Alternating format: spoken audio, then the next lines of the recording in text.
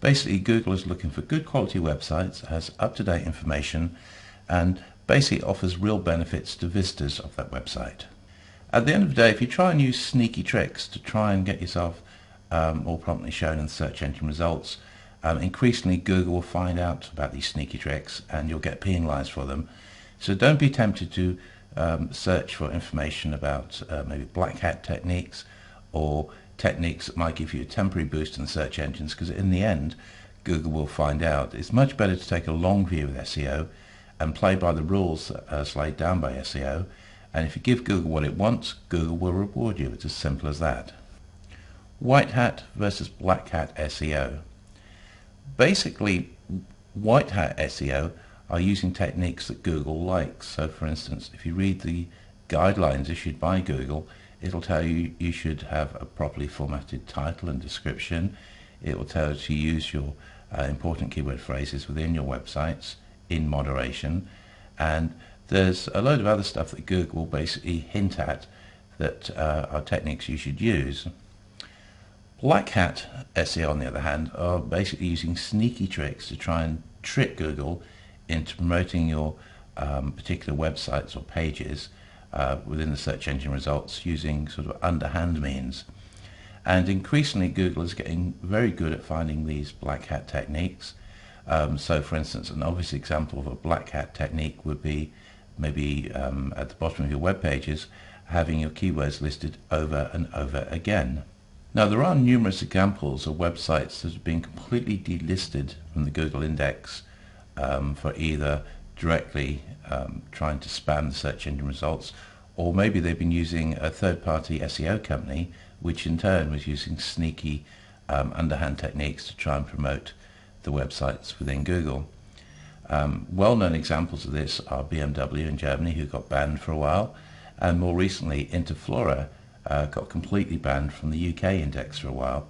In both cases, allegedly, they'd outsourced the work, and the party doing the SEO work for them had in some way infringed the terms of service as issued by Google. Now the Google Webmaster Guidelines, the good news is that if you bother to take the trouble to read them, Google does actually issue quite detailed guidelines about what you should and shouldn't do. If you want to look at these guidelines, simply go to Google and search using the phrase Google Webmaster Guidelines, and you'll find the relevant pages displayed. So here we have the Google Webmaster Guidelines, and as you can see there's quite a lot of detailed stuff here, but basically there's three different areas. There's design and content guidelines, there's technical guidelines, and there's quality guidelines. Design and content guidelines, as you can see, the first item there says make a site with a clear hierarchy and text links. Every page should be reachable from at least one static text link. So there it is, that's from Google. It's basically saying that Google likes text links, so that's a good piece of information. The next item says offer a sitemap to your users with links that point to the important parts of your website. If the sitemap has an extremely large number of links, you may want to break the sitemap into multiple pages. So basically this is a question where you can read between the lines. It's basically telling you that Google likes a sitemap, and a sitemap is simply a page on your website that basically lists other pages, important pages on your website. So it likes that, but it's also telling you, if you read between the lines, which is quite often important with Google, it's also telling you don't put too many links on one page, because Google doesn't like that. In fact, the next item there says keep the number of links on a given page to a reasonable number. Unfortunately, Google never tells you what a reasonable number is, but again, you can just use common sense here. The next point says create a useful, information-rich site and write pages that clearly and accurately describe your content. So again, you have to read between the lines. What Google is basically saying here is write pages that basically relate to your product or service, and don't try and sort of sneak extra things in. That's what it's really telling you, because it does say accurately describe your content. So don't try and sneak extra bits and pieces in on a particular page just for the sake of SEO. Next thing it says, think about the words users would type to find your pages and make sure your site actually includes these words within it. So again, it's kind of obvious in a way, but if you're a plumber in Perth, and if you don't use the words plumber and Perth in your pages, then it's pretty unlikely Google is going to understand that your particular website is about a plumbing service in Perth. So again, a lot of this is kind of obvious, but you just got to think of it from a search engine's point of view. Content is king. Google is on record as basically saying what it's looking for is good quality websites with high quality information that's actually worth reading. If you just simply stuff your web pages with low quality information purely for the benefit of the search engines, then increasingly Google is wise to this and it will find this out. The other thing about having quality content, according to Google anyway, is that if you have good quality content, this will attract what's called natural linking. So if you've, let's say you've got a plumbing site and you've got some pages on there about general advice, how to fix leaky tap or whatever it happens to be, providing you provide the good quality information, the idea is that people will automatically start linking to your website as a good source of information, as a sort of reference source if you like. And certainly in Google's view, this is how linking should start working in your favor, because basically people will start linking to your website as a reference site. Freshness, this is another Google concept, and basically freshness means up-to-date content. So what Google likes is to see websites that have good quality information and up-to-date quality information and information that changes on a regular basis. Now the way Google works is that initially Google will come to your website and it might just index the home page, and it'll take a snapshot of that and try and figure out what your site is about, and it'll start using that information in search engine results. Then Google will go away and then it'll come back again. And the next time it comes back, if Google notices there's differences and things have changed, then basically Google says, well, this site has been maintained, it's been updated recently, it's got good quality content, and it's up-to-date quality content. So that's really what freshness is about. It's about quality websites that are updated on a regular basis, and Google will reward you for this. Now, loading speed. This is another thing that Google is quite keen on at the moment. It basically rewards websites that load faster than slow websites. At the end of the day, when you first display a website, it always takes a little bit of time to load. But you've probably all been to websites where, especially if they've got very large pictures, or maybe they've got some flash embedded in it or some other technology, sometimes it can take literally 5, 6, 7, 10 seconds to load. And this is the sort of thing that you'll get yourselves penalized on these days. So what you should do is look at your website, load it up, and basically think, well, did that load up fast enough? If the website doesn't load fast, then you need to start thinking about ways of getting it to load faster. Maybe make your file sizes smaller if you've got lots of pictures, or if you've got movies that are being shown on your website. Again, you might want to optimize it in some way so that they actually load faster. A backlink is basically a link from somebody else's website to your website. Now, back in the day, all that mattered was the number of links, not the quality, and these days it's the other way around. So these days, even if you just have a few links, but if they're good quality links, then that is worth a lot more than possibly hundreds of low quality backlinks.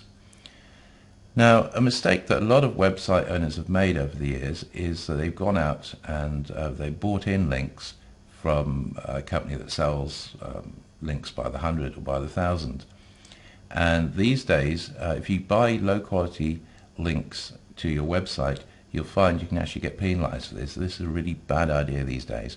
What you want are links from high quality sites. By high quality, I mean links from websites that have basically a high page rank, basically have a good standing, if you like.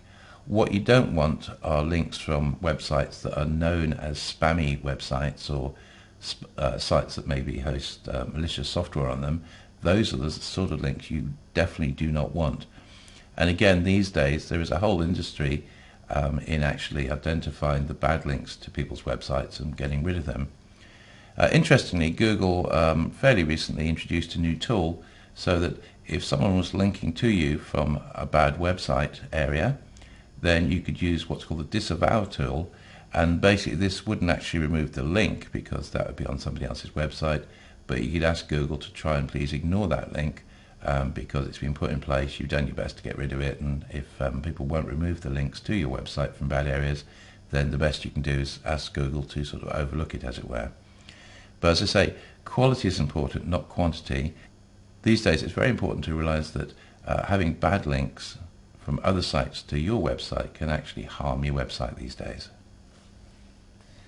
Internal linking. In the same way that you can link to other people's websites and other people's websites can link to you, you can also link between the pages within your website.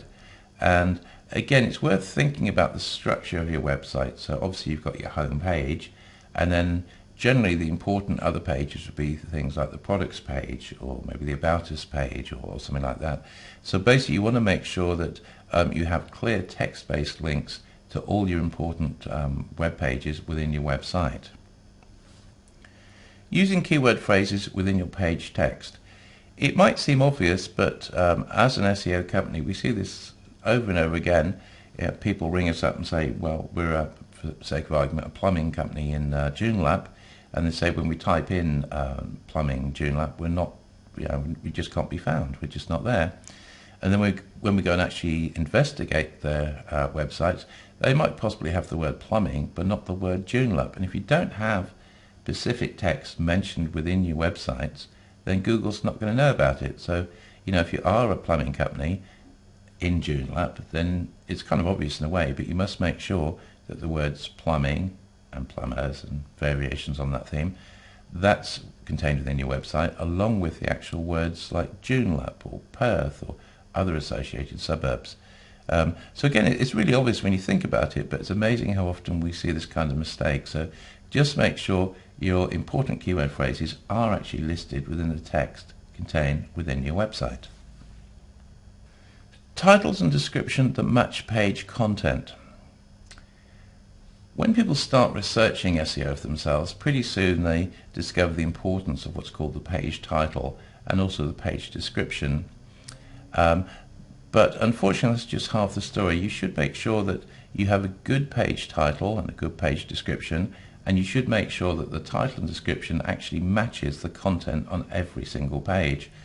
So by extension from that, it basically means you need a different title and a different description on every single page. You should have unique titles and unique descriptions.